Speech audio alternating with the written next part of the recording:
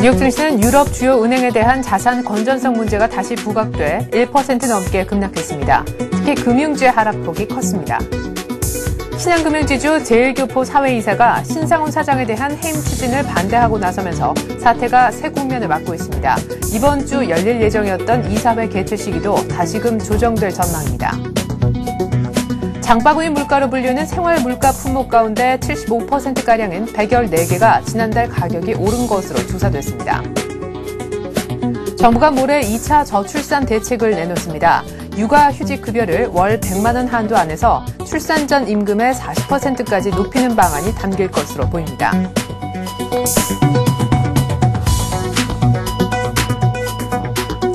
안녕하십니까. 출발 승증시의 최혜린입니다. 어제 우리 코스피 1800고지 탈환에 또 실패를 했죠. 닷새 만의 하락인데요. 1780선으로 내려앉으면서 1790도 안 됐습니다. 정확히는 1787포인트 정도에서 숨을 고르는 모습이었는데 지난달 초에 있었던 장중 고점인 1797포인트까지도 아직은 그 정복 과정이 조금 남아있는 그런 상황입니다. 사실 그 전일만 하더라도 1800까지는 8포인트 정도만 남았다라는 상태였었고 어제 장 초반에도 1796까지 올라가 봤습니다만 1800은 역시 쉽지 않은 지수였음을 실감을 했습니다. 물론 한국은행의 기준금리 결정 또 쿼드러플 비칭대에 기다리는 관망세도 짙었었고요. 또 무엇보다 뉴욕장이 노동절 관련해서 열리지 않았었기 때문에 이렇다 하게 좀 기댈 만한 그런 모멘텀도 없었던 것이 악재였던 것 같습니다. 어제 수급도 외국인들은 나흘 연속 사줬다고 하지만 역시 1800 눈앞에 두고 펀드에 그 환매 압력을 느낀 그 투신권들의 매도세가 이틀 연속 한 3천억 이상이나 나오는 모습이 수급에서는 악재였다고도 할 수 있겠는데요. 마감 지수 다시 한번 살펴보도록 하죠. 네, 코스피는 어제 4포인트 정도 하락했습니다. 1787포인트이고 코스닥은 정확히 480에 끝났습니다. 역시 코스피와 더불어서 또 유럽발 재정 위기 얘기도 어제 장중에 이미 들려왔었죠. 코스닥도 함께 영향을 받아 상승세가 일단 끝나고 말았습니다. 어제는 또 기관이 한 200억 정도 팔면서 하락을 주도했다고 보여지네요. 원달러 환율이 닷새 만에 상승했습니다. 역시 주가 흐름하고 정반대로 정확하게 가지고 있는 서울 한 시장인데요. 어제 1170원대 후반까지 이렇게 오르는 모습이었습니다. 역시 안전자산 선호 현상이 강화되니까 바로 환율이 또 올라가네요.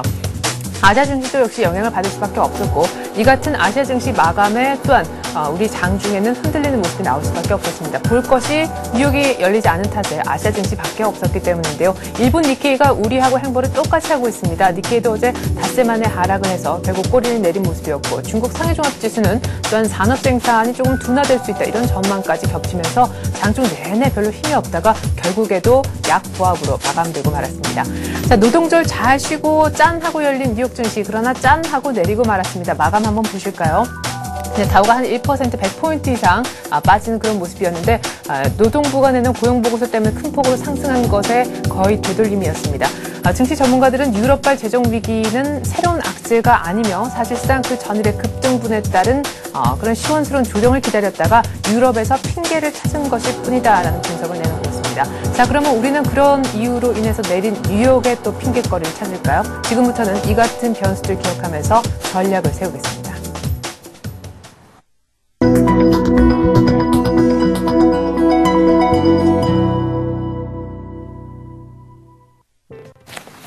네, 이렇게 간밤에 뉴욕 증시는 다시금 열렸습니다만은 유럽 위기에서 역시 뉴욕도 자유롭지 못했습니다. 다우가 고용보고서 때문에 올랐던 상승폭을 거의 반납하고 마감이 됐는데요.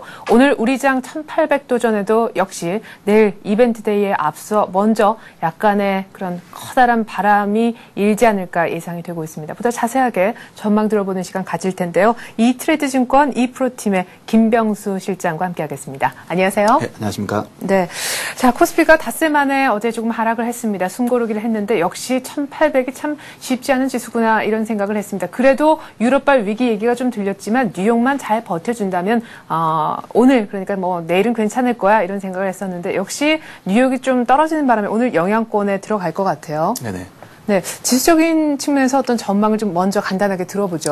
일단 뭐 1800선 거의 한 1년 정도의 박스권 부분들이 진행되다 개인 투자가들이 상당히 힘드신 부분들이 있을 텐데 이런 부분들이 지금 최근에 이제 이번에 내일 이제 만기일 부분들도 진행되면서 특히 투신권에서 펀드 환매 물량 부분들이 집중적으로 지금 최근에 한 이틀 동안 3,000억 이상 부분들이 나오는데 이러한 매물 부분들을 외국인들이 지속적으로 전기전자 쪽이라든지 특히 운송장비 업종군들을 매수를 하면서 지수를 약간 떠받치는 이런 부분들이 좀 보여주고 있습니다. 그러면 어떻게든 이슈 부분들이 좀 될 수 있는 부분들이 유럽발 좀 리스크 부분이 다시 좀 부각되는 부분들이 있는데 이러한 부분들은 몇 달 전에 이미 시장에서 반영됐던 부분들 어떻게 보면 다시 한번 뉴스 부분들로 나오는 부분들이 있는데 이런 뒷면에 이번 주에 미국에서 국채 발행을 약 1,000억 정도 하는 부분들 좀 될 수가 있습니다. 이 부분들이 하나의 좀 부각 포인트가 될 수 있는데 이제까지 미국에서 국채 발행의 대규모 금액 부분들이 좀 부각이 될 때마다 비하인드 스토리 부분들로 두바이 사태라든지 어떤 신용 리스크 부분들이 부각되는 부분들이 있습니다.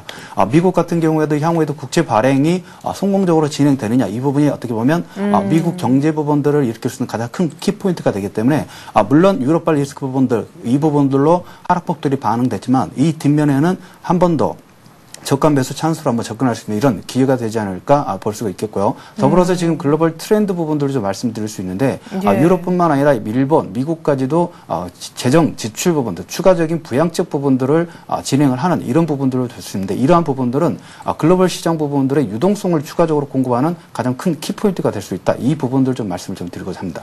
예, 그래요. 뭐, 여러 가지 얘기를 굉장히 많이 해주셨지만 가장 재밌는 얘기는 역시 유럽발 위기 부분과 미국 쪽 국채 발행 얘기였던 것 같습니다. 유럽 위기가 다시 좀 재점화되는 국면에 있긴 하지만 어쨌거나 이미 하늘 아래 새로운 내용이 아니다라는 말씀이셨었고, 새로운 악재가 아니라는 분석 속에서 미 국채 발행이 이번 주에 당장 한 1,000억 달러 정도 진행이 될 텐데 이 국채 발행만 좀 무난하게 이루어진다면은 그렇죠. 채권 시장이 조금 안정이 되면서 주식 시장 쪽으로 조금 매수세가 들어올 수 있지 않겠느냐. 그 부분에 또한 기대를 건다고 아주 재밌는 얘기를 해주셨습니다. 자, 일단 뭐 변수들이 당장 오늘은 유럽 쪽 걱정을 좀 하고 있지만 거기에 대한 우려는 크지 않으시는 것 같고 아까 살짝 수급의 펀드 환매 얘기도 좀 하셨었고 그 반대편에서 외국인이 IT 자동차 좀 사주니까 그럭저럭 괜찮게 돌아가는 국면이다 얘기를 하셨는데 수급 얘기를 좀 들려주시죠. 수급 얘기를 먼저 말씀드리면 화면을 보시면서 주체별 매매 동향을 먼저 보여드리도록 하겠습니다. 가장 큰 특징 같은 경우에는 지금 외국인들이 집중적으로 지금 매수세가 유입이 되고 있다. 올 지금 7월부터 지속적으로 외국인 같은 경우 위에 빨간색 부분들은 외국인들의 순매수 부분들이 진행됐고요. 특히 개인 같은 경우는 이거 박스권 부분들이 진행될 때 지속적으로 매도 부분들을 진행했다는 부분입니다. 어떻게 보면 우리나라 시장의 키포인트, 특히 이머징 마켓 쪽에서 키포인트는 외국인들이 잡고 있습니다. 그 기관들 같은 경우에도 펀드 환매 부분들이 신청이 들어올 때마다 특히 대형주 부분들의 환매 부분들을 진행해야 되기 때문에 이러한 부분들에서는 자유롭지 못하다. 그러면 이제 키포인트는 이제 외국인이 될 수 있는데 외국인들은 지금 지속적으로 매수세를 지금 유입을 하고 있다는 부분들이 좀 하나의 키포인트가 될 수 있겠고 내일 만기일에 어떻게 보면 수급에서 약간 특징 부분들이 있다면 전일 선물 부분이 233 정도로 지금 마감이 됐습니다.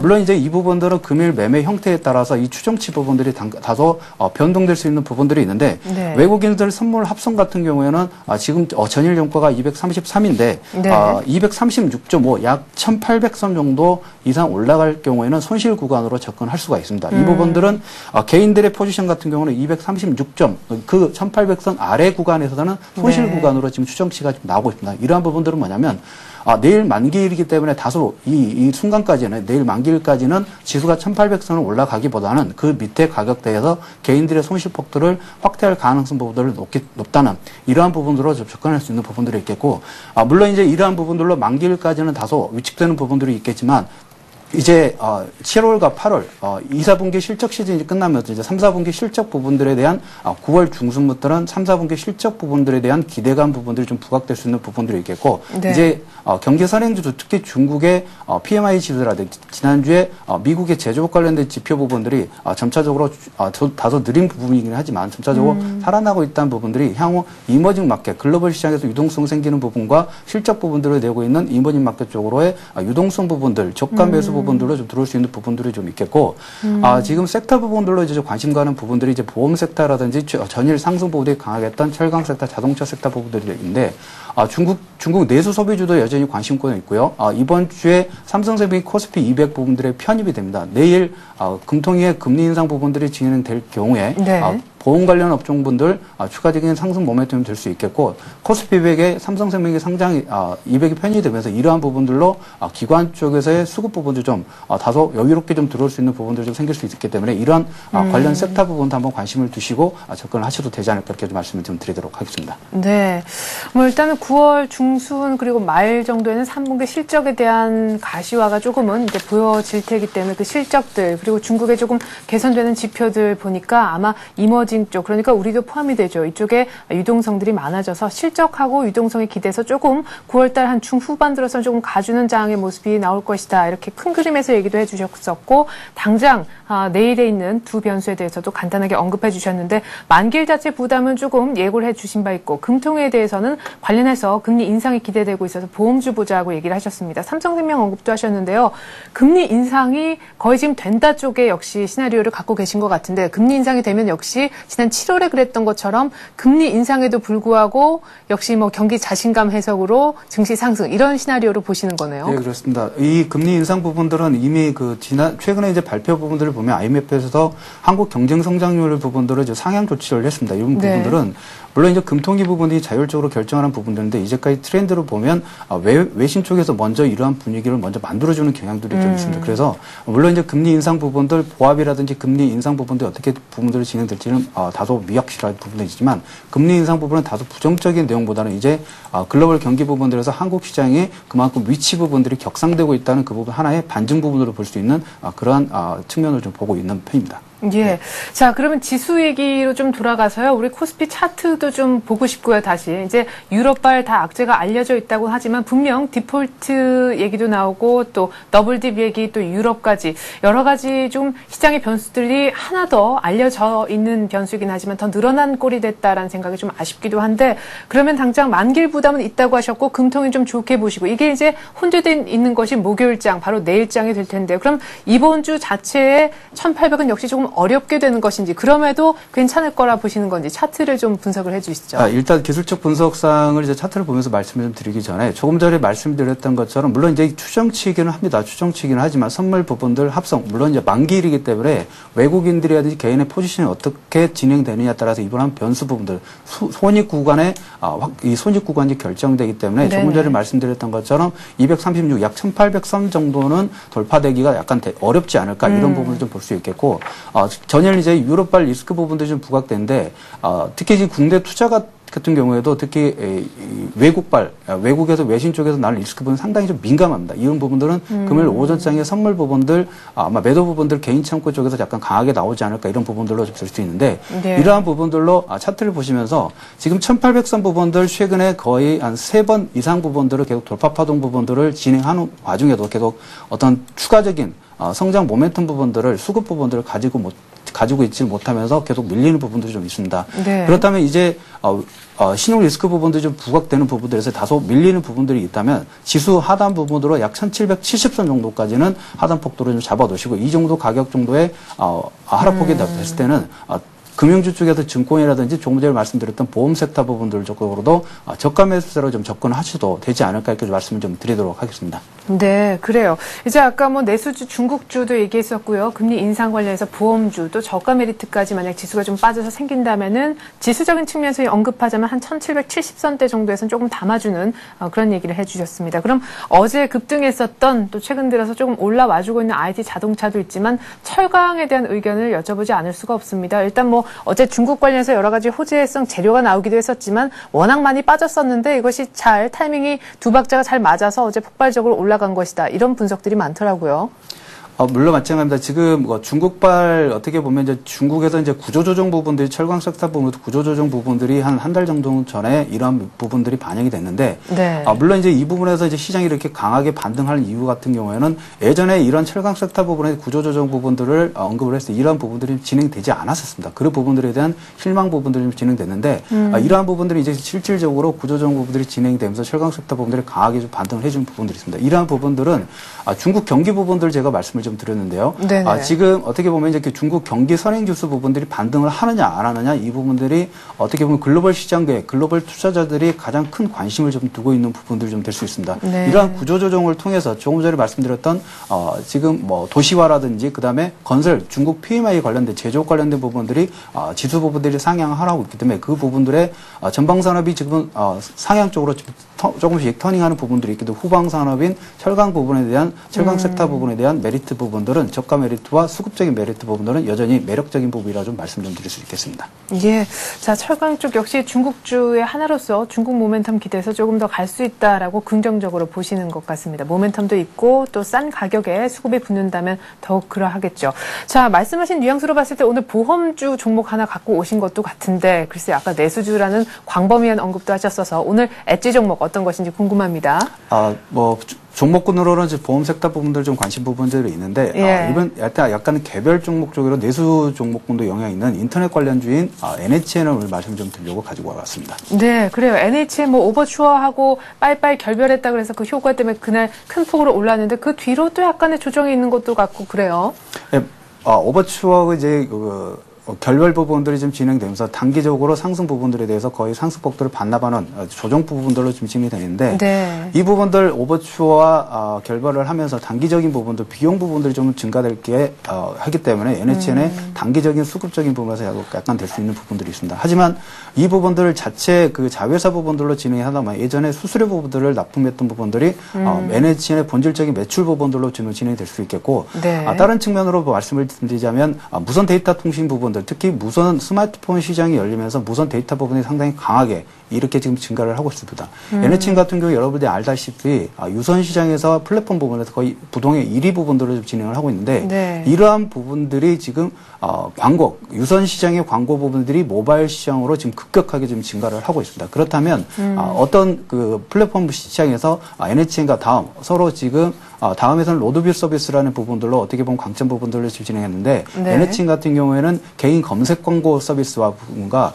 모바일 관련된 플랫폼 부분들을 지금 만들어가면서 지금 많은 웹스토어 부분을 해서 지금 플랫폼 부분들을 지금 접근을 하고 있습니다. 이러한 부분들이 NHN에 지금 계속 NHN 같은 경우도 그 6개월 이상의 박스권 부분들을 진행했는데 조금 전에 오버추어 관련된 부분과 모바일 검색 광고, 개인 검색화 서비스 부분들이 향후에 NHN의 추가적인 성장 모멘텀으로 가능성 부분들이 있겠고 가장 중요한 부분들이 이러한 부분들이 지금 진행되는데도 네. 기관 같은 경우에는 지금 펀드 환매 부분들로 지속적으로 대형주의 매도 부분들을 진행하는데 외국인들 같은 경우에는 지속적으로 60% 이상이 50% 이상이 넘어가면서 물량 부분들을 계속 NHN을 매집을 하고 있다 이런 부분들이 가장 네네. 큰 포인트가 좀 되지 않을까 이렇게 좀 말씀 좀 드리도록 하겠습니다. 그래요.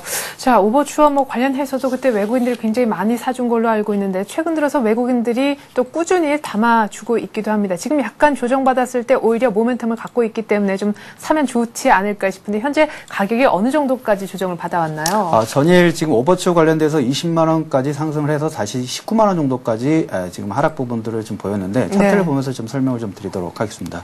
자, 밑에 보이시는 빨간색 선이 외국인들의 지속적인 순매수 현황입니다. 좀 더 길게 보시자면 2월 달부터 박스권 부분들이 거의 1년 이상이 지금 진행이 되는데도 외국인들 네. 같은 수급은 지속적으로 좀 매집을 하고 있는 부분이고요.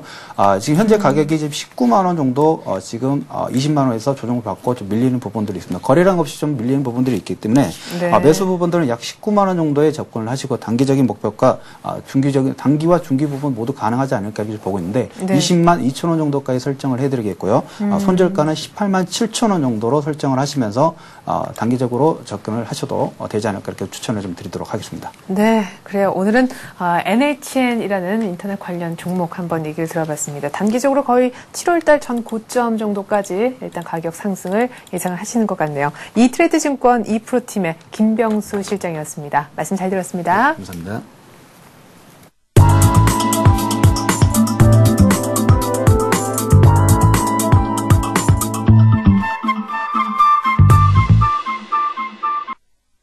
네, 이번엔 특정한 뉴스를 갖고 그 뉴스의 수혜를 볼 수 있는 종목들을 장 열리기 전에 미리 알아보는 시간을 갖도록 하겠습니다. 오늘 뉴스로 보는 투자의 맥은 대우증권 은평지점 박종혁 과장과 함께 할게요. 안녕하세요, 과장님. 예, 안녕하십니까? 네, 지난주에 자동차주 두 종목하고 제약주, 바이오 쪽 얘기를 해주셨는데 일단 자동차주는 지난 한 주 정말 관심이었잖아요. 예, 그렇습니다. 이제 앵고 현상까지 겹쳤기 때문에 자동차주들이 일제히 상승을 보여줬었고요. 그중에서도 현대모비스 만도 같은 경우에는 신고가까지 기록을 했습니다. 이미 제시한 목표 가격을 넘어서기도 했었는데요. 네. 한일이와 역시 목표가 8,400원에 80원 모자른 8,320원까지 상승을 했었습니다.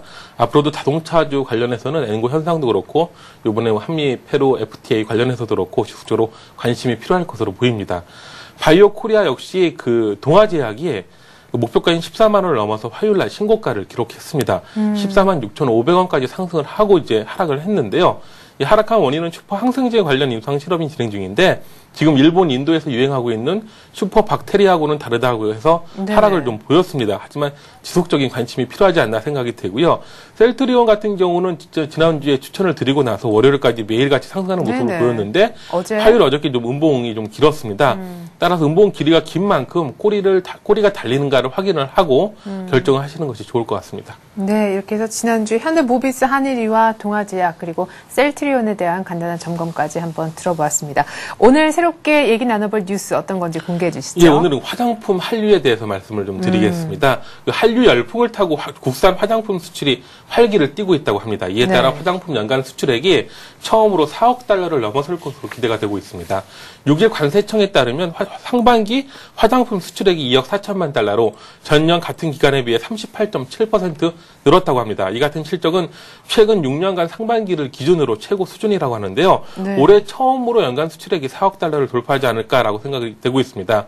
수출 대상국이 2006년 100개국을 넘어선 이래 올 상반기에는 119개국으로 확대가 됐으며 이 가운데 중국이 6,500만 달러를 차지해 가장 많은 수준을 보이고 있습니다. 아시아 지역에 대한 수출 비중이 전체의 83%를 차지해 수출 성장세를 주도했으며 그 중남미 지역과 중동 지역 수출도 전년 같은 기간과 비교해 각각 270%, 30.7% 증가하는 등 최근 들어 중남미 중동 지역이 새로운 수출 지역으로 부각이 되고 있습니다. 네, 그래요. 화장품 특히나 많이 매출을 올리고 있는 해외 쪽의 시장의 가장 큰 마켓이 바로 중국이다 얘기를 하셨는데요. 우리가 또 중국주 얘기할 때 어떤 특정한 화장품 관련 종목을 언급하기도 하죠. 오늘 어떤 종목들 좀 볼까요? 예, 우리가 뭐 잘 알고 있는 그 LG 생활건강이나 그 아무래 그 퍼시픽 같은 경우는 워낙 고가주인데다가 일반인들이 쉽게 다가가기 힘든 종목이라서 좀 소형주 쪽으로 골라봤습니다. 첫 번째 종목은 에이블 CNC라는 종목입니다. 우리가 보통 미샤라고 이제 말씀드리면 잘 알 수 있는 종목인데요. 최근에 국내 그 방문하는 중국 및 일본 관광객이 크게 증가하면서 이들의 주 쇼핑 상품이 또 화장품이라고 합니다.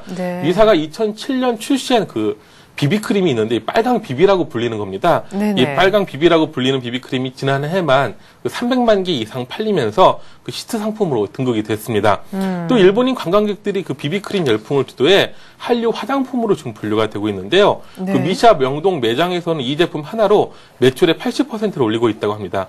지금 지난 2월에 이 제품을 업그레이드한 신제품이 나왔는데요. 현재 20초에 한 개꼴로 팔리고 있다고 합니다. 미샤는 현재 23개국에 588개의 매장을 갖고 있고 예상 PER도 5.6배 수준에 불과하기 때문에 다른 화장품 관련주에 비해서도 상당히 저평가되어 있다고 볼 수가 있겠습니다. 네, 저평가 메리트도 있고 지금 중국하고 일본 관광객이 우리나라만 오면은 이 빨강 비비크림, 이 에이블 CNC 화장품을 거의 20초에 하나씩 사가고 있다 이런 얘기신데 그러면 정작 에이블 CNC의 주가는 또 얼마나 움직였는지 한번 차트를 볼까요? 예, 에이블 CNC 사실 움직이기 시작한 지 얼마 되지 않았습니다. 소개시켜드리기가 훨씬 더 쉬운데요. 일단 바닥을 찍고 바닥권에서 돌리고 있는 모습입니다. 이제 어제 거래가 터지면서 양봉이 길게 나던데요. 비록 상단에 61선이 부닥치기 했지만은 거래량이 상당히 그 증가를 한 걸로 봐서 61선을 돌파하지 않을까라고 예상을 해보겠습니다. 그 매수가는 시초가, 오늘 아침 시초가로 접근을 해도 괜찮을 것 같고요. 목표가는 이 떨어지기, 급락하기 이전 가격이 19,500원 수준 2만 원까지도 바라볼 수 있겠고요. 손절가는 201선 맨 하단선에 위치한 그 16,000원을 제시하겠습니다. 네, 자, 국내의 미샤라는 브랜드로 잘 알려진 에이블 CNC 저희가 한번 들여다봤고요. 또 하나 종목 조금 역시 작은 쪽에서 봐주신다고 하셨었잖아요. 예, 그렇습니다. 이번에는 웅진코웨이를 말씀을 드리겠습니다. 웅진코웨이는 화장품 사업 부분이 국내에 없었습니다. 중국에서는 이미 화장품 사업을 하고 있었는데 우리나라의 리엔케이라는 화장품 브랜드를 출시하고 9월 초에 그 64개 신제품 런칭과 함께 화장품 시장에 본격 진출한다고 밝혔습니다. 아까 말씀드린 대로 중국에서는 이미 화장품 사업이 진행 중이고요. 2010년에 중국 내에서 1만 개의 그 점포 확장 계획을 갖고 있습니다. 그 렌탈 사업 부분 기존의 사업과 함께 올해 매출액 40%의 성장과 함께 영업이익도 한 40% 증가할 것으로 예상이 되고 있습니다. 네, 웅진코웨이는 사실 에이블 CNC보다도 훨씬 더 뉴스에 오르내린 적이 많은 것으로 보아서 훨씬 더 많이 올라있지 않을까 싶은데요. 예, 그렇습니다. 최근 뭐 신고가를 기록을 하고 있습니다. 43,000원 수준에서 계속 이제 윗꼬리를 내면서 좀 조정을 받고 있는데요. 네. 이러한 조정이 마치고 나면은 다시 한번 오를 수 있는 그런 능력을 갖고 있지 않은가 생각하고요. 네. 아까도 말씀드렸듯이 이제 한류 화장품 열풍에 주목을 해야 된다라고 말씀드렸는데 네. 이미 중국 내에서만 1만 개 이상의 점포를 확보할 예정으로 있기 때문에 얼마든지 중국에 대한 그 수혜주가 될 것으로 예상이 되고 있습니다. 네, 그래요. 자, 그러면은 지금 한 43,000원대 정도 뚫어주면 다시 한번 가줄 것 같다. 전에 이제 가장 높았던 신고가 냈을 때가 장중에 거의 한 45,000원 정도였던 것 같은데 얼마까지 보십니까? 예, 매수가는 이제 43,000원 제시를 하겠고요. 위에 네. 꼬리가 달리고 있기 때문에 43,000원에 매수가 될 것으로 생각이 됩니다. 목표가는 46,000원, 이 고점을 좀 돌파한다고 예상을 하고 있고요. 네. 그 손절가는 지난번 양봉, 1차 양봉이 멈춘 그 42,000원대로 제시를 하겠습니다. 네, 이렇게 해서 한류 화장품 열풍에 따라서 너무 비싼 아모레퍼시픽이라든가 LG생활건강 말고 열풍은 열풍이라고 하는데 우리 개인들도 거기에 동참할 수 있을 법한 에이블 CNC하고 웅진코웨이에 대한 얘기를 좀 들어봤습니다. 자, 다음으로 두 번째 뉴스 소개해 주시죠. 예, 두 번째 뉴스는 어제 그 철강주가 많이 상승을 했습니다. 그 네. 중국 정부가 강도 높은 에너지 절감 정책으로 철강주가 상승했다라는 뉴스를 말씀드리겠습니다. 지난번에 철강주 말씀하셨을 때 예, 그 3분기 실적 우려 예, 그렇습니다. 때문에 이제 그것도 이제 나중에 말씀을 좀 드릴 네네. 텐데요. 일단 중국 정부가 갑자기 그 허베이성 한단시 지역의 철강사에 전기 공급을 중단한다는 그런 뉴스를 발표했습니다. 그 57개, 이 지역에 57개 철강 공장들이 있는데요. 네. 이 철강 공장들의 생산 차질이 불가피해졌습니다. 이는 9월, 10월 그 철강제 계절적 성수기 도래에 따른 그 수요 증가와 함께 네. 철강 가격의 상승 요인으로 작용할 전망으로 이제 생각이 되고 있습니다. 네. 그 중국 내에서도 이미 철강주들이 상승을 하고 있었고요. 어저께 우리나라 철강주들도 역시 동반 상승을 보여줬는데요. 네. 그 이미 중국 내 빌렛 가격은 다른 지역의 빌렛 가격의 상대적 강세를 보이고 있습니다. 이 빌렛이라는 것은 이게 반제품으로서의 철근이나 봉연강류 그 제품을 만들기 그 이전 그 제품인데요. 네. 이러한 그 중국 내 그 전기 그 중단 조치가 그 판재료 설비에는 30% 영향을 미치는 반면 그 봉연강 설비에는 70% 영향을 미쳐 봉연강 제품 가격이 상대적으로 그 빠른 반등을 기대해 볼 수 있겠습니다. 네. 단 그 철강 산업의 구조적 공급 과잉 이슈가 있는데요. 네. 아까도 그때도 말씀드렸듯이 이 3분기 실적 우려가 바로 이런 쪽에서 오는 겁니다. 이 네. 공급 과잉이라는 그 우려는 내년 하반기에나 해소될 것으로 보이고 그 3분기 실적은 아직 우려감이 있기 때문에 중국 정부로부터 이 같은 이슈는 이제 좀 일시적인 이벤트성일 수도 있기 때문에 단기적으로 접근하는 것이 좋을 것으로 보입니다. 사실 중국 정부가 에너지 정책을 내놨는데 철강사의 전기 공급을 중단했다. 그건 상식적으로 이해가 되지 않는 순간인데 이제 철강 가격에 대한 조정 때문에 네네네. 일시적으로 좀 취한 정책이 아닌가라고 생각이 되고 그럼 있습니다. 단기적으로 많이 빠진 분량을 약간 반등시키는 그 정도 수익을 보고 빠르게 나와야 되겠다 생각이 드는데 어떤 종목들을 볼까요? 일단 포스코와 현대제철은 이미 많이 올라 있고 그쵸. 고점대까지 올라 있기 때문에 이런 네. 종목보다도 약간 밑에서 움직이는 종목을 좀 찾아볼 수 있겠는데요. 첫 번째로 포스코 강판을 말씀을 드리겠습니다. 네. 포스코 강판은 그 중국으로의 그 매출액이 전체 매출액의 15%를 차지하고 수출량의 35%를 차지합니다. 실적에 중국의 그 시황 호주에 대한 직접적인 수혜를 받을 수 있는 종목인데요. 네. 그 작년에 그 적자를 냈다가 2, 4분기에 영업이익이 흑자로 전환이 됐습니다. 그 포스코 강판은 그 봉연강 제품의 비중이 높기 때문에 네. 이번에 그 중국발 호재에 빠른 반응을 보일 것으로 생각이 되고 있습니다. 네, 뭐 포스코 강판도 어제 뭐 포스코라든가 또 현대제철만큼은 아니지만 그래도 일단 반등에 일단 동참했는데. 반등, 움직였습니다. 이제 위에 꼬리가 달리고 좀 빠지는 모습을 확인할 수가 있겠는데요.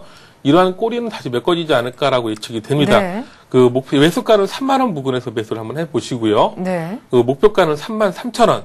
전 고점 부근입니다. 네. 손절가는 29,000원. 손절가를 조금 빨리 가져가겠습니다. 아까 말씀드렸듯이 3분기 실적이 아직 답보되지 않은 상황이기 때문에 손절가를 빠르게 좀 책정을 해놨습니다. 네, 한 종목만 더 볼까요? 이 바닥권에 있는 종목으로 대한제강을 말씀을 드리겠습니다. 예. 사실 대한제강은 시장에서 그렇게 각광을 받는 종목은 아니라고 봅니다만은 바닥권에서 움직인다면 어느 정도 이익을 주지 않을까라고 생각이 됩니다. 네. 아까 말씀드린 빌렛, 이 반 제품의 최대 수혜주기도 합니다. 네. 그 건설 경기 악화로 철근 가격이 4월서부터 내림세를 보였습니다. 따라서 2, 4분기 영업이익이 절반으로 줄었지만 절반으로 준다 해도 그 PER이 6.6배에 불과합니다. 작년 기준으로 3.3배밖에 되지 않기 때문에. 네. 그런데요, 그 빌렛 가격 최근의 상승으로 4, 4분기에는 다시 영업이익이 100억 이상 낼 수도 있다는 평가가 많습니다. 따라서 지금을 바닥이라고 인식을 하신다면은 뭐 사 모으셔도 괜찮지 않을까라고 생각이 듭니다. 네, 그럼 가격만 끝으로 좀 언급해 주시죠. 예, 매수가는 시초가 하도 많이 빠진 상황에서 제시를 하겠고요. 네. 목표가는 지난 전고점 이전인 9,400원, 손절가는 역시 빠르게 8,100원으로 가져가겠습니다. 네, 이렇게 해서 오늘 또 철강주 중에 포스코 강판, 대한제강, 조금은 바닥권에 있는 종목들에 대한 의견 들어봤습니다. 대우증권 은평지점 박종혁 과장이었습니다. 말씀 고맙습니다. 네, 감사합니다.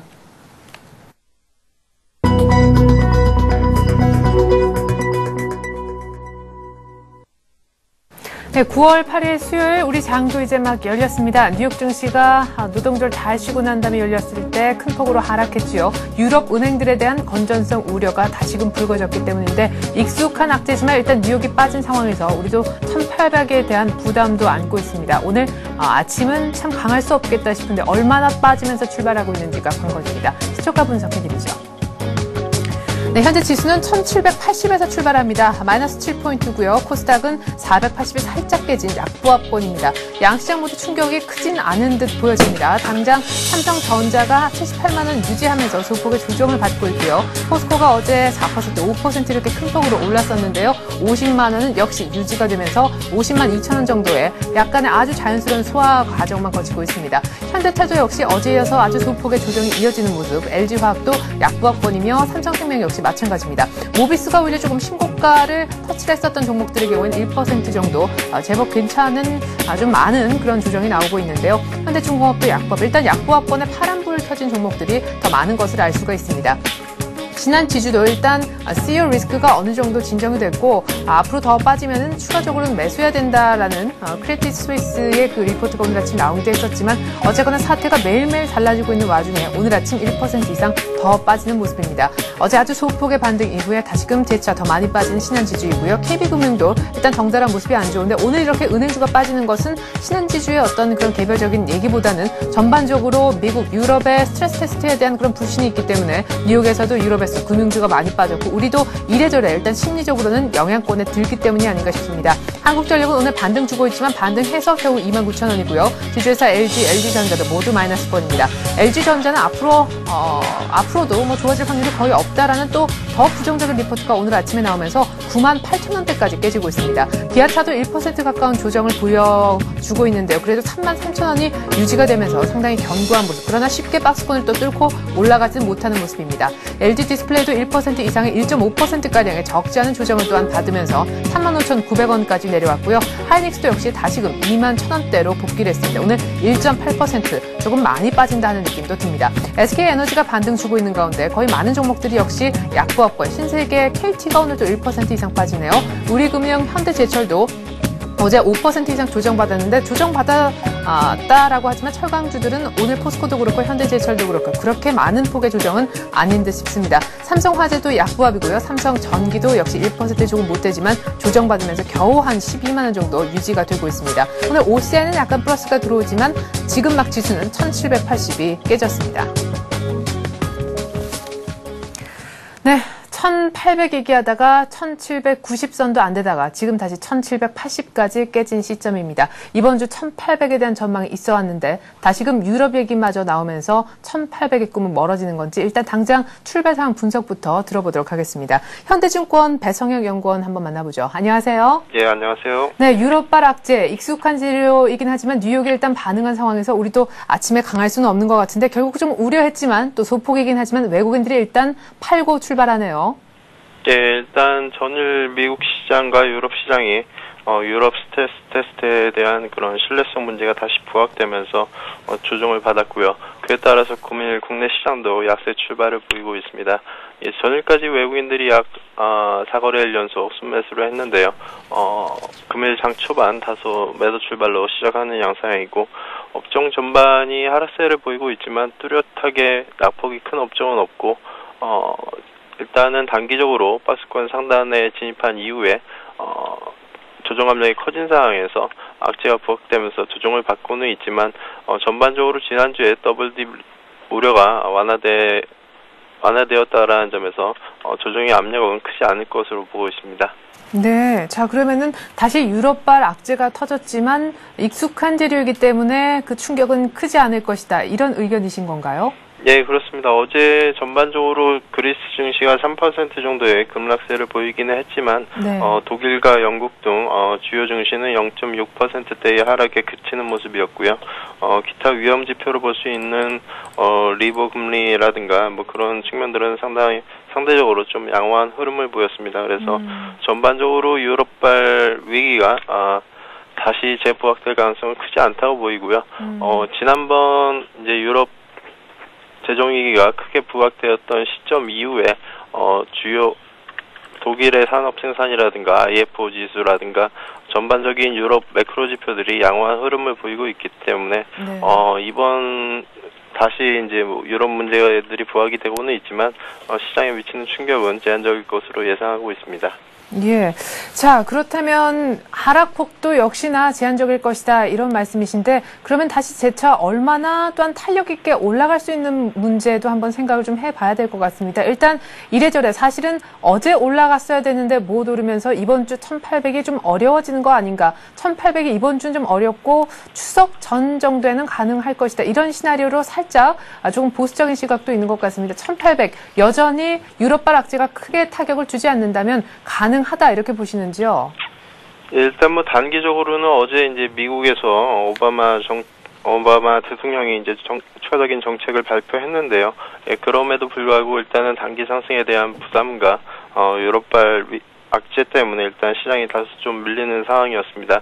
전반적인 시장 상황을 종합해 볼 때 단기적으로 1800선을 넘기에는 다소 힘에 부치는 상황으로 보시면 될 것 같고요. 네. 다만 9월 말로 갈수록 3분기 실적에 대한 기대감이라든가 4분기 이후에 중국이나 우리나라의 그런 경기 선행 지수가 상승 반전할 수 있다라는 그런 기대감이 동시에 좀 작용한다 그러면 9월 말로 진행될수록 추가적인 상승 압력이 좀 커지지 않을까 그렇게 예상하고 있습니다. 네, 오늘 끝으로 이 전략은 꼭 얘기하고 싶었다라는 게 있으면 그거는 좀 들어봤으면 싶은데요.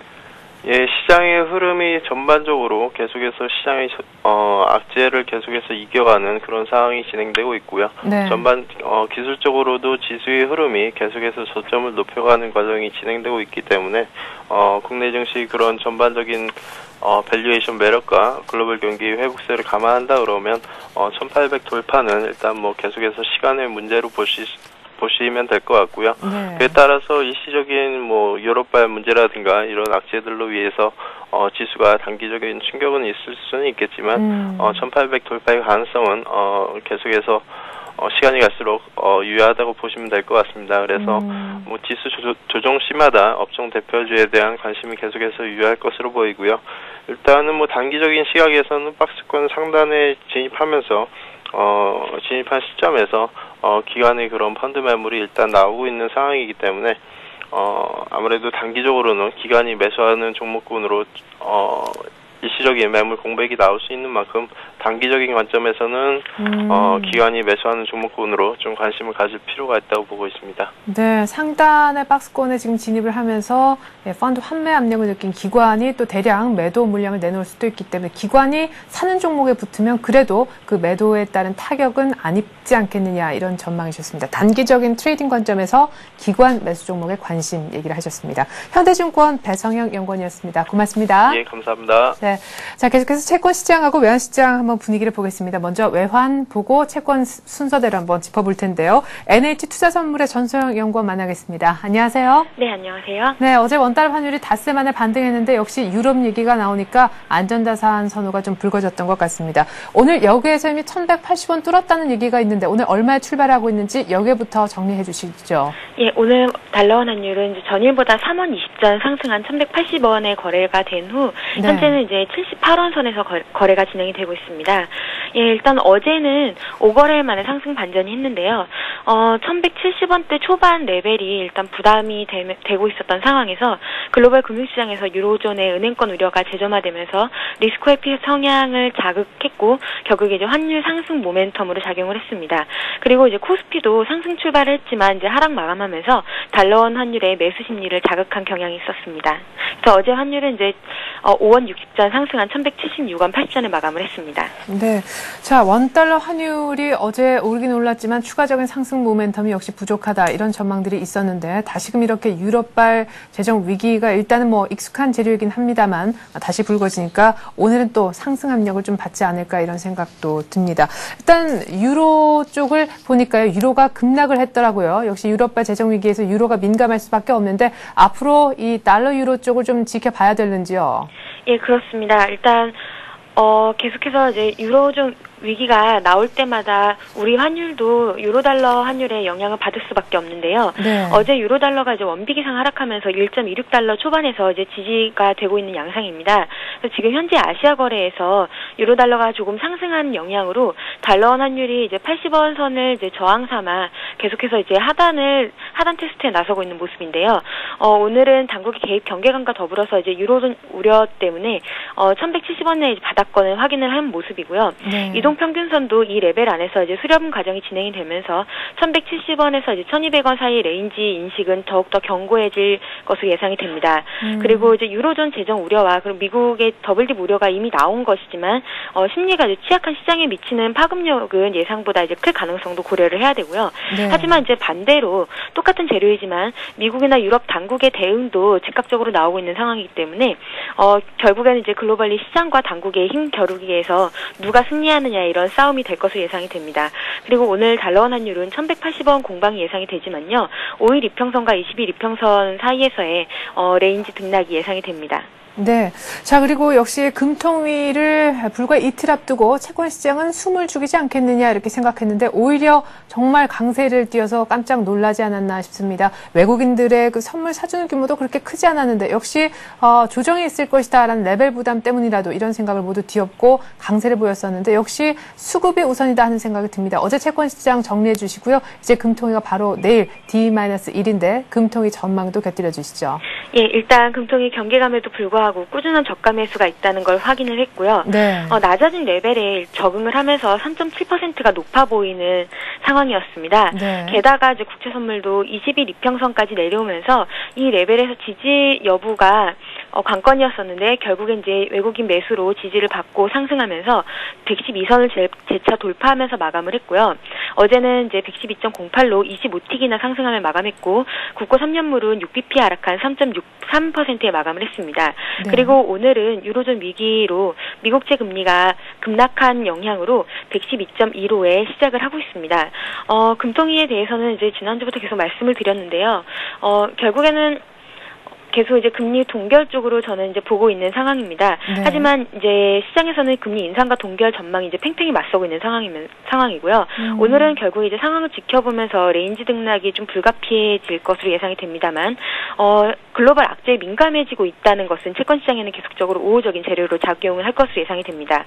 그리고 이제 글로벌 금리가 커플링 양상을 보이고 있고, 특히 이제 미국채 금리를 이제 따라가고 있는 모습인데요. 네. 미국 금리가 지난주 금요일 날 그 고용 지표가 이제 양호하게 나오면서 저항선 상단까지 올라갔으나 이제 재차 이제 오늘 하락하고 있었고요. 그래서 역시나 이제 금리 상단 돌파는 쉽지 않다는 것을 확인을 했고, 따라서 이제 금리 추이도 계속해서 살펴봐야 되는 모습입니다만, 우리나라는 일단 이제 금통위 재료를 앞두고 있기 때문에 이거에 좀 더 민감하게 반응을 할 것으로 예상이 됩니다. 그리고 이거는 당장에 영향을 미칠 만한 재료는 아니지만, 네.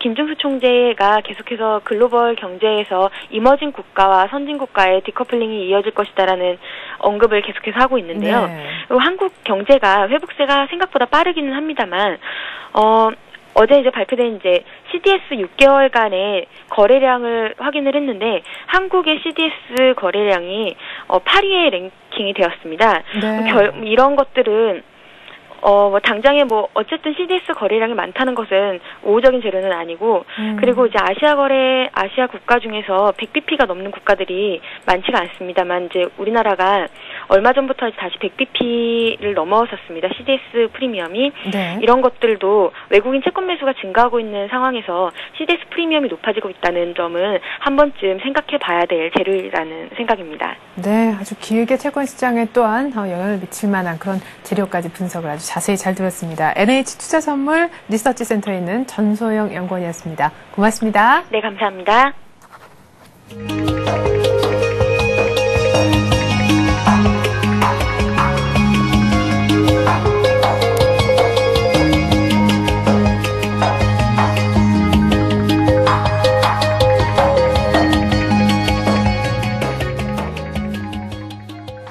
네, 다시금 유럽발 위기가 고개를 들었고요. 이에 따라서 뉴욕이 반응하니까 뉴욕발 여파를 우리도 받는 것 같습니다. 당장 엔고에 따른 부담인지 일본은 우리 한 2배 가까이로 지금 빠지면서 출발했고 계속해서 낙폭도 키워가고 있는 상황인데 외국인들의 매도가 많은 폭은 아니지만 일단 매도로 또한 돌아서는 외국인들이 조금은 아쉽기도 합니다. 자, 지금부터는 전략을 한번 세워보도록 할 텐데요. 이트레이드 증권 민상일 팀장 불러보겠습니다. 안녕하세요, 팀장님.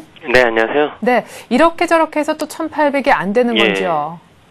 다시 이제 박스권에 갇히는 모양이 나타나고 있는데요. 일단 상단, 지수밴드의 상단인 1,800선을 뚫고 나가기가 여전히 좀 어렵고, 지금 현재 상황에서 이걸 뚫어낼 만한 내용들도 마땅치 않다는 걸 다시 한번 확인시켜준 이번 주가 되고 있다. 이렇게 평가를 할 수 있을 것 같습니다. 네, 앞서서 유럽발 악재는 이미 익숙한 재료였고 거기에 따라서 유로존에 있는 나라들도 여러 가지 CDS 프리미엄들도 그렇게 격하게 반응하진 않았다. 이렇게 얘기를 저희가 들어봤었는데 역시 유럽발 악재 자체에 대해서는 크게 의미를 두지 않으시는지 궁금합니다. 이제 그걸 그렇게 이제 봐버리면 그 모든 얘기들이 이제 할 말이 없어지는데요. 네. 이미 나왔기 때문에 별거 아니다라고 얘기하는 거는 좀 너무 아니한 생각인 것 같고요. 네. 어쨌거나 이제 문제가 되고 있는 건 유럽발 악재든 미국발 악재든 글로벌 경기 전망에 대한 불확실성을 좀 강화시키는 부분인 건 맞고 그 다음에 장기간에 걸쳐서 글로벌 경제를 저성장 국면에 집어넣을 수 있을 만한 요인이라는 게 지금 문제가 되는 거거든요. 네. 단순히 옛날에 나왔기 때문에 이제 별 영향 없겠냐.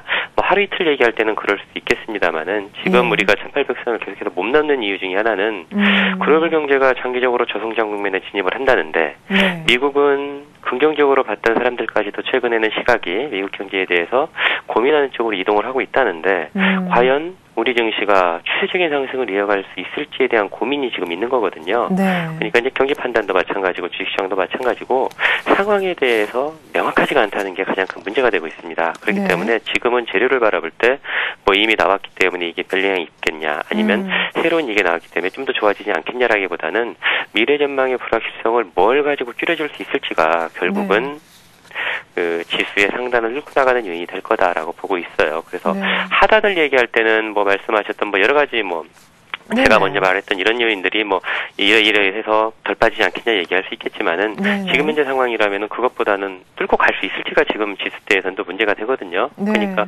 고민의 방향성을 조금 바꿔보는 것도 한 방법이 아닐까 싶습니다. 네, 뚫어낼 만한 1,800을 뚫어낼 만한 그리고 뚫어내도 잠깐 뚫릴 뿐이지 그 다음도 유지도 좀 어려울 것이다. 그럼요. 이런 전망들도 계속 많습니다. 고민이 되는 부분들이 있거든요. 세계 경제가 좋아서 주식시장이 문제가 아니라면 참 걱정이 없겠는데 이거는 어떻게 보면은 계속해서 이제 저쪽 산중일 수밖에 없는 부분들이 있기 때문에 지금 시점에서는 속도에 대한 고민들 그 다음에 뚫고 나가는지에 대한 고민들을 좀 더 많이 해봐야 된다 이렇게 보고 있습니다. 네, 그 고민 중에 이제 하나가 우리 내부적으로 보면 또 내일이 아닐까 싶습니다. 민상일 팀장님하고 내일은 만나뵐 수 없어서 좀 의견을 여쭙고 싶어요. 프로그램 매물은 얼마나 나올 것이며 만기일 부담에 관해서 그리고 금통위에 관해서 말이죠. 우리 증시에 미치는 영향에 좀 초점을 맞춰서 얘기 들어보고 싶습니다. 금통위 먼저 말씀을 드리면은 어쨌든 이번이든 아니면 이번이 꼭 아니더라도 금리를 올리는 거에 대한 기대들은 시장에 상당하다라고 봐야 될 것 같아요. 외국계 증권사 같은 경우에는 한국은행이 좀 늦지 않았냐는 얘기까지 좀 많이 하고 있는 상황이기 때문에 금리가 올라가는 거에 대한 관심들은 굉장히 높을 수밖에 없고 실질적으로도 좀 높아지는 쪽으로도 포커스가 맞춰지는 것 같아요. 이제 문제는 이런 부분들이 우리 증시가 상대적으로 우리 경제 자체가 상대적으로 강하기 때문에 다른 나라보다 강한 상태이기 때문에 금리가 올라간다는 거 자체에 대해서는 그렇게 크게 시장에서 문제가 될 걸로 보고 있지는 않습니다. 이제 문제는 미래 전망이 앞서 말씀드렸던 것처럼 불확실하고 어쨌거나 이제 우리처럼 수출 주도의 소규모 개방 경제를 채택하고 있는 나라 같은 경우에는 세계 경제가 흔들리면 지금 현재 좋았던 경기 전망도 좀 미래가 좀 불투명해지는 측면들이 있거든요. 그렇게 되면은 지금 현재 금리를 올리는 과정에 대해서 좀 고민스럽게 바라보는 시각들은 분명히 나올 수 있을 것이다라고 보고 있고요.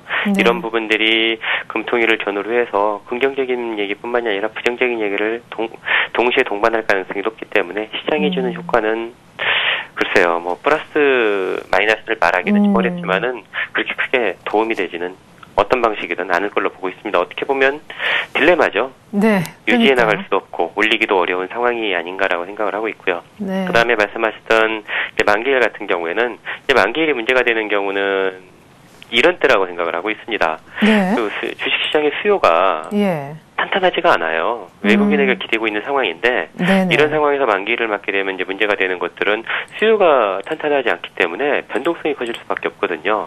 그렇게 되면 만기일에 나올 수 있는 물량 자체가 뭐 만기일이 가봐야 이제 물량 자체가 좀 명확해지는 부분들이 있지만은 물량이 많이 나오지 않더라도 시장이 흔들릴 수 있는 부분들이 좀 커질 수 있다. 시장 변동성이 적은 물량에 의해서도 흔들릴 수 있기 때문에 이런 때는 만기일 조금 조심해서 바라보는 것도 좀 필요하다 이렇게 보고 있습니다. 네, 자 그러면 전략을 어떻게 세워보면 좋을지 궁금한데 아까 수출주에 대한 우려도 얘기를 하셨고 역시 금리를 올려도 문제 그렇지 않아도 문제 그 올리는 과정 자체 정부도 고민이 깊다 얘기를 하셨는데 만약 올리게 되면은 워낙 강세라서 수출주에 조금 부정적일 수도 있겠고 이 얘기는 정말 예전부터 팀장님하고도 쭉 해왔던 그런 문제이기도 한데 지금 또 보면은 IT는 계속 업황에 대한 안 좋은 얘기가 있고 오늘도 좀 급하게 꺾이는 종목들도 있어 보이지만 자동차는 또 수급도 받쳐지는 것 같고 그런 느낌이거든요. 그러니까 이게 이제 수출주 같은 경우만 좀 딱 놓고 보면요. 말씀하셨던 것처럼 약간은 엇갈리는 형태의 모양도 나타나고 있습니다. 그럼에도 불구하고 시장에서 이제 관심은 IT 같은 경우는 이미 좀 쉬었기 때문에 최근 며칠 동안의 흐름이 그런 것 같아요. 좀 쉬었기 때문에 가격을 기준으로 본다면 IT를 한번 사볼 만한 생각들을 해보는 것도 같습니다. 최근 며칠 동안의 반등이 그런 측면에서 나타나는 것 같고요. 자동차는 상대적으로 견조한 흐름을 보여주고 있기 때문에 여전히 자동차에 대한 기대치들은 좀 높은 수준이다라고 봐야 되는데 이제 둘 다 약간 처한 위치는 다르지만 공통적으로 고민하는 부분들은 자동차는 그래서 지금 이게 8월의 고점을 뚫고 나갈 수 있을지에 대한 고민이 있는 거고요. IT 같은 경우에는 이제 반등을 하기는 했는데 이 반등이 지금 상태에서 계속 올라갈 수 있는 반등일 수 있을지에 대한 고민이 있습니다. 근데 두 가지 다 앞서 말씀드렸던 것처럼 지금처럼 불확실한 상황에서는 뚫고 나가기가 쉽지 않다. 특히 누가 사서 주가를 올릴지에 대한 고민이 좀 있는 상태다라고 봐야 될 것 같아요. 네. 그렇게 보면 지금 시점에서 수출주 대표주들이 강하게 가긴 좀 어려울 것이다라고 보고 있고 또 만기일 말씀도 드렸지만은 어쨌든 만기일 앞두고서 시가총액 상위의 대형주들이 움직이기는 또 쉽지는 않을 걸로 생각을 하고 있습니다. 네, 그러면 결론은 약간 내수주 쪽의 중형주 정도인 건가요? 예, 저는 계속해서 좀 그런 측면으로 바라보고 있고요. 시기적인 특성까지 고민해 본다면은 종목들을 조금 작은 종목들을 위주로 지금은 보는 것도 나쁘지 않다. 오늘 같은 경우 보면 출발이 코스피는 조금 더 약하고 코스닥은 조금 덜 약한 형태의 모양을 나타내고 있잖아요. 어쨌든 만기일에 한 걸음 비켜서 있는 것들이 좀 중소형 종목들이다 보니까 이쪽에 포커스가 시장에 관심을 좀 가질 수밖에 없다. 단기적으로 본다면 오히려 중소형주가 내일까지는 좀 나올 수도 있다. 이렇게 보고 있습니다. 네, 그러면은 내수주 범위는 너무 넓어서요. 내수주 범위만 조금 좁혀주시죠. 이제 이 범위를 좁히는 게 이제 내수주 같은 경우에 좀 고민스러운 부분들이 있습니다. 주가가 많이 올랐다는 부분들도 다 같이 올라 있는 상태에서 어느 걸 택할 것일지에 대한 고민들도 분명히 있는 상태이기 때문에 업종이나 아니면 테마별로 구분을 한다는 것들이 그렇게 많은 의미를 가지고 있다고 생각은 안 되고요. 앞서 말씀드렸던 것과 같이 규모를 기준으로 좀 더 나눠볼 필요가 오히려 낫다라고 보고 있습니다. 그럼 제가 역으로 이 질문을 하나 드릴게요. 오늘 또 특별히 좀 많이 내린다라는 인상을 주니까요. 은행주는 단기적으로 나중에 어느 정도 가야 제대로 반등이 나오겠습니까? 어떤 신호들이 뒷받침돼야만 은행주가 잠깐 반등 말고 정말 갈 수 있나요? 너무 어려운 질문을 하셔서.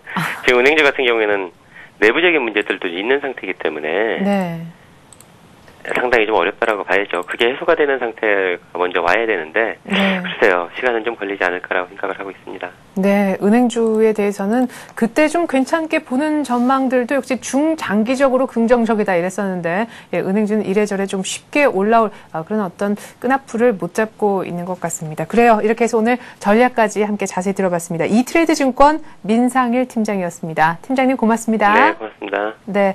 자, 1780에서 출발했던 코스피 다시 한번 보겠습니다. 1780한 2포인트 정도 되는 것 같은데요. 코스닥은 정확히 480포인트 이 정도에서 코스닥은 출발을 했었습니다. 좀 전에 민상일 팀장님 말씀에 의거하면은 일단 내일 만기일이기 때문에 역시 소형주들이 몰려있는 코스닥에 대해서는 조금 상대적으로 아주 소폭이더라도 코스닥이 조금은 더 덜 빠지면서 견조한 모습이 나오고 있습니다. 오늘 프로그램은 아주 소폭이나마 매수 우위를 기록 중이고요. 오늘 비차익 쪽에서 매도 물량이 아주 소폭이 있습니다. 외국인들이 장 열린 지 약 한 20여 분 만에 100억 이상 팔고 있는데 가히 많은 규모라 볼 수 없겠습니다만은 일단 뉴욕 증시가 빠지니까 역시 유럽발 위기가 나오니까 그럼에도 불구하고 사주진 역시 않는구나 하는 생각이 듭니다. 오늘 IT에서는 개인들이 사고 있는데요. D램 가격의 내림세가 계속될 것이다. 이런 안 좋은 리포트가 외국계 증권사로부터 나오면서 하이닉스가 급락하고 있고 삼성전자도 결국에 다시 반등을 한 이 다음에 다시 하락세로 꼬리를 내린 그런 상황입니다. IT주들의 연속적인 반등도 참 쉽지 않다는 생각이 드는데 오히려 이런 날 화학주들은 좀 다시 버텨주면서 지수적인 측면에 큰 폭의 낙폭은 있지 않은 상황입니다. 오늘 금융주의 일제 하락세도 눈에 띕니다. 유럽발 재정위기 영향인데요. 전 잠시 후 마켓앤센 증시로 다시 돌아와서 보다 풍성한 종목 얘기 들려드리겠습니다.